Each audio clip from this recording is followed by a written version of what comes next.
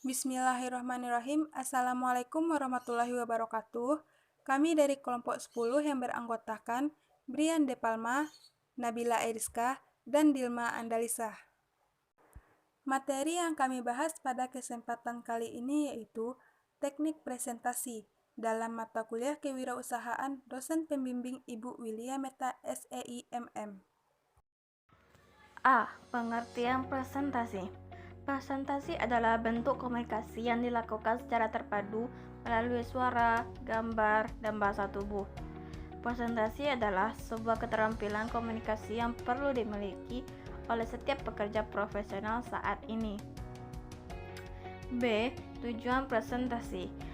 Pertama, menyampaikan informasi. Yang kedua, meyakinkan pendengar. Yang ketiga, menghibur pendengar. Yang keempat, memotivasi dan menginspirasi pendengar untuk melakukan suatu tindakan. Kelima, melakukan penjualan. Keenam, membuat satu ide atau gagasan. Keenam, menyentuh emosi pendengar. C. Tahap presentasi. Adapun tahap-tahap dalam presentasi yaitu 1. Tahap persiapan. Pada tahap ini, seseorang yang akan melakukan presentasi harus mempersiapkan segala sesuatu yang penting dan hal yang menunjang bagi kelancaran presentasi. B. Buat catatan kecil sebagai pengingat ketika Anda presentasi. C. Buatlah slide presentasi supaya audiens lebih memahami apa yang Anda sampaikan. Cobalah baca dan pahami materi yang akan Anda sampaikan. Banyaklah membaca di buku dan internet sebagai tambahan wawasan supaya materi tidak menonton. Jaga selalu penampilan agar Anda semakin percaya diri. Yang kedua, tahap pelaksanaan. Yang pertama, berdoa sebelum melakukan presentasi. B. Cek materi yang akan kita sampaikan dan peralatan yang menunjang lainnya minimal 5 menit sebelum melakukan presentasi. Yang C. Periksa kembali penampilan Anda. Jangan terlalu mencolok dan berpenampilan aneh, simple, dan elegan. D. Lakukan presentasi dengan santai dan tidak terburu-buru. Sampaikan dengan gaya bicara Anda sendiri, tidak meniru-niru gaya bicara orang lain, karena itu bisa membuat rekan kerja atau teman Anda aneh dan kelihatan lucu. Jangan melakukan kesalahan di awal, karena itu dapat menurunkan rasa percaya diri. Tutuplah presentasi dengan hal yang berkesan dan tidak bertele-tele. Yang ketiga, tahap penutup. A. Jangan terburu-buru pergi dari tempat presentasi. Rapikan semua hal yang telah Anda sampaikan dan Anda bawa. Beri kesan Anda adalah orang yang rapi dan dalam mengajarkan segala hal. B. Coba untuk menyapa sebagian audiens Anda. C. Jangan lupa salam dan senyum ketika Anda meninggalkan ruangan presentasi. Unsur-unsur presentasi.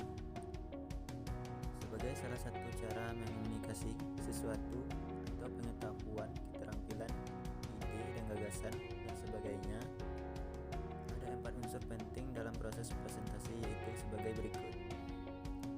Pertama, presenter, yaitu merupakan orang yang menyampaikan sesuatu yang akan dikomunikasikan kepada pihak lain atau audiens secara langsung. Kedua, materi, yaitu merupakan bahan yang akan dikomunikasikan kepada audiens. Ketiga, media, yaitu terdiri atas sarana yang digunakan untuk mengemas materi sehingga menarik audiens, serta peralatan yang digunakan untuk menyampaikan materi. Syarat media yang efektif digunakan adalah mudah, murah, praktis, aman, sesuai bahan dengan metode penyajian, sesuai media dengan karakteristik peserta, tepat dan tersedia.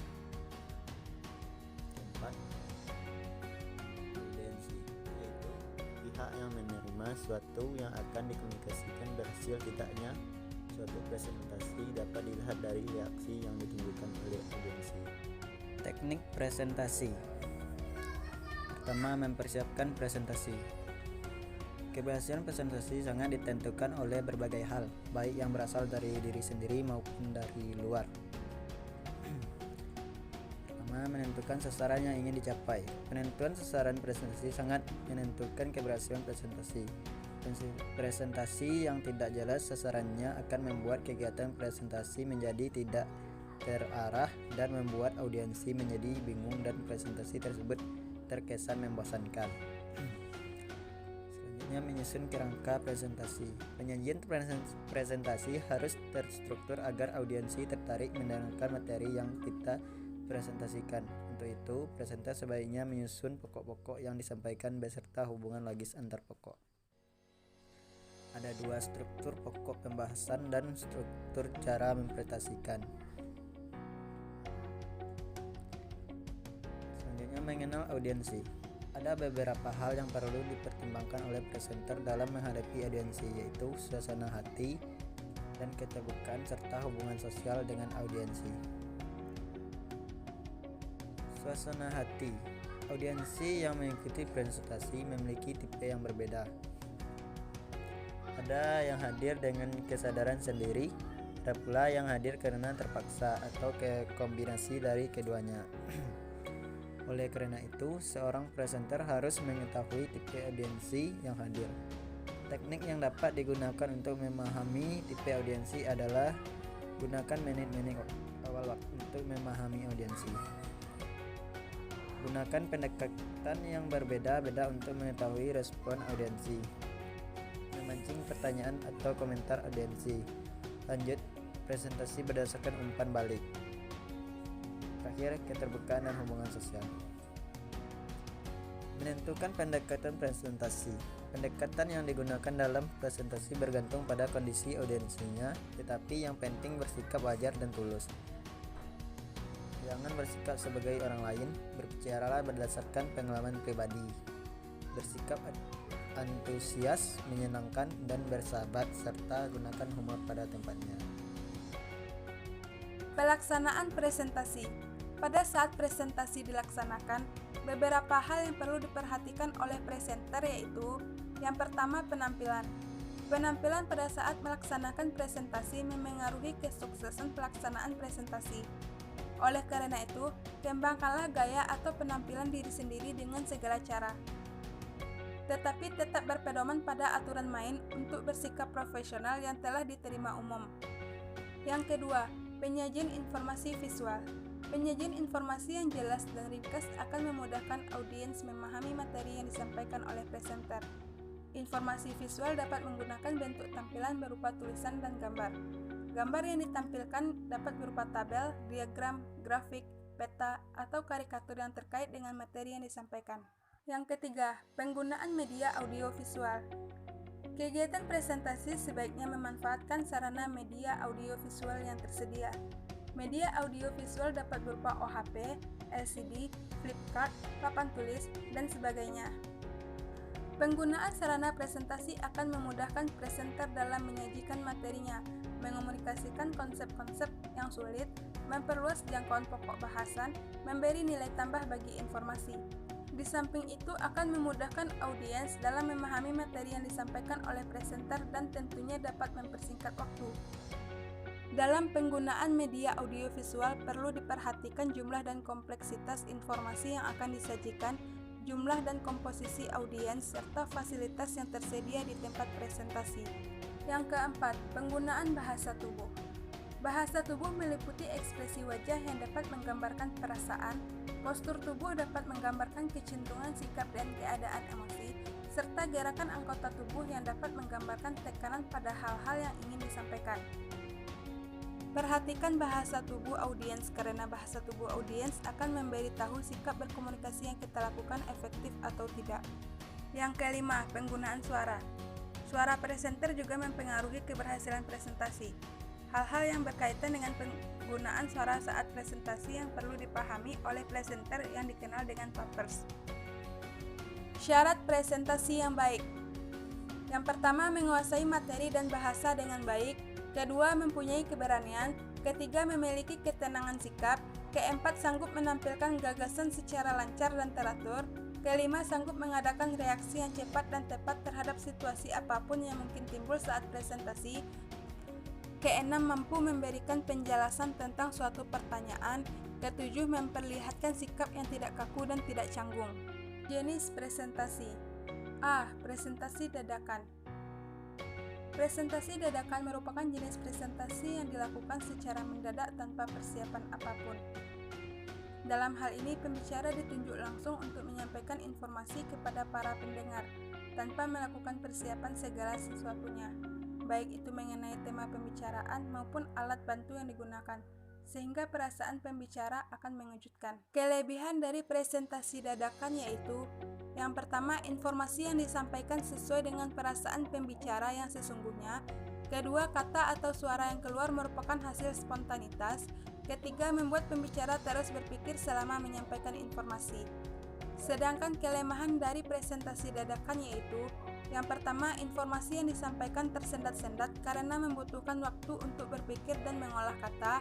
Kedua, tidak berurutan atau sistematis dalam penyampaiannya karena secara mendadak untuk menyampaikan informasi. Ketiga, terjadi demam panggung karena belum ada persiapan apapun mengenai apa yang harus disampaikan. B. Presentasi naskah.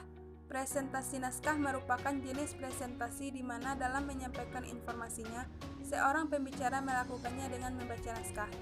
Tidak sedikit orang dalam menyampaikan informasi menggunakan naskah berupa teks. Setiap kata-kata yang keluar merupakan hasil dari sebuah naskah. Pembicara melupakan tugasnya yang utama, yaitu melakukan kontak mata dengan pendengar. Jadi dapat dikatakan pembicara bukan menyampaikan pidato, tetapi membacakan naskah pidato. Kelebihan dari presentasi naskah yaitu: yang pertama, penyampaian dilakukan secara berurut atau sistematis. Kedua, kata yang keluar diungkapkan secara baik dan benar. Ketiga, tidak terjadi kesalahan dalam penyampaiannya. Sedangkan kelemahan dari presentasi naskah yaitu: yang pertama, pendengar akan merasa bosan dalam mendengarkannya. Kedua, bagi pendengar tidak termotivasi untuk mendengarkannya. Ketiga, tidak menarik dalam menyampaikan informasi. Keempat, terlalu sibuk akan membaca naskah sehingga tidak melakukan kontak mata dengan pendengar seolah-olah acuh tak acuh terhadap pendengar. C. Presentasi hafalan. Jenis presentasi yang dilakukan menghafal dari teks yang telah disediakan. Berbeda dengan jenis manuskrip, memoritor tidak menggunakan naskah dalam penyampaiannya. Pembicara hanya melakukan persiapannya dengan menghafal dari teks di mana isinya mengenai informasi yang akan disampaikan. Kelebihan dan kelemahannya hampir sama dengan manuskrip. Jenis ini sangat buruk untuk dilakukan, karena apabila melupakan kata-kata dari naskah, maka presentasi yang dilakukan akan terjadi kegagalan. D. Presentasi extempore. Presentasi extempore merupakan jenis presentasi yang paling baik untuk dilakukan dibandingkan jenis lainnya. Pembicara mempersiapkan materi dengan garis besarnya saja, kemudian pada saat presentasi akan dijabarkan secara mendetail. Kelebihan dari presentasi extempore yaitu: yang pertama, pembicara dapat menyampaikan informasi secara jelas karena ada persiapan sebelumnya. Kedua, dapat menyampaikan secara sistematis atau berurutan. Ketiga, kemungkinan besar pembicara dalam menyampaikannya menarik perhatian pendengar karena tidak berpedoman kepada naskah ataupun hafalan, tetapi tidak melenceng dari garis besar materi.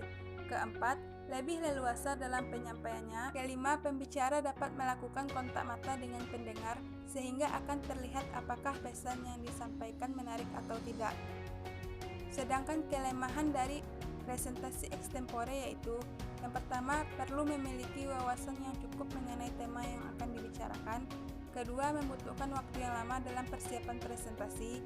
Ketiga, bagi pemula sulit untuk dilakukannya karena membutuhkan